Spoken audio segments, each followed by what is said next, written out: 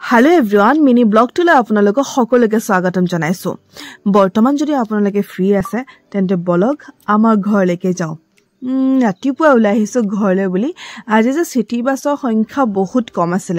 খুধিলো কিয় আজি ইমান বাছ কম? কলে কা আন্দোলনৰ কাৰণে বাছবিলাক হেনো তাত গৈছে। জানো পাই কিয় গৈছে, কিন্তু সময় নষ্ট নকৰি সিধা সিটি বাছত উঠি মই এতিয়া জালুকবাৰীলৈকে গৈ আছো। আমাৰ ঘৰটো কত অলৰেডি বহুত কেটা মিনি ব্লগত কৈছিলো। আহি পালো নহয় আমাৰ ঘৰ, আসলতে খুৰা লৰাটোৰ বিয়া। ঘৰত আহিয়ে প্ৰথম কামটো হ'ল জেতুকা লগালো, কাৰণ চুলিত বিশেষ একো কালাৰ নকৰো।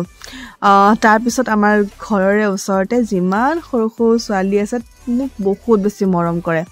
আহিল তাৰপিছত গধূলি সময়ত যে মই 20 জন মানুহৰ কাৰণে ভাত বনাব লগা হ'ল, তাকো জুইত।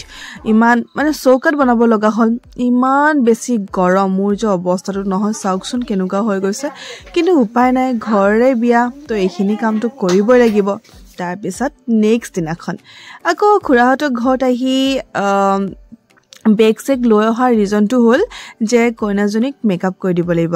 ঘৰৰে মেকআপ আৰ্টিষ্ট, তাততো আৰু উপায় নাই, কৰিতো দিবই লাগিব।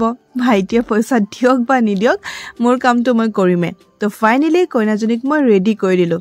আৰু এইটোৱে আছিল মিনি ব্লগ। যদি চাই ভাল লাগিছে তেন্তে প্লিজ লাইক এটা কৰি দিব। লগ পাম নেক্সট মিনি ব্লগত, আৰু লং ব্লগ লৈ আনিম। এইকেইদিন কামত অকণমান বিজি হৈ আছোঁ, তো সেইটো কাৰণে লং ব্লগ বনাব পৰা নাই। Bye bye.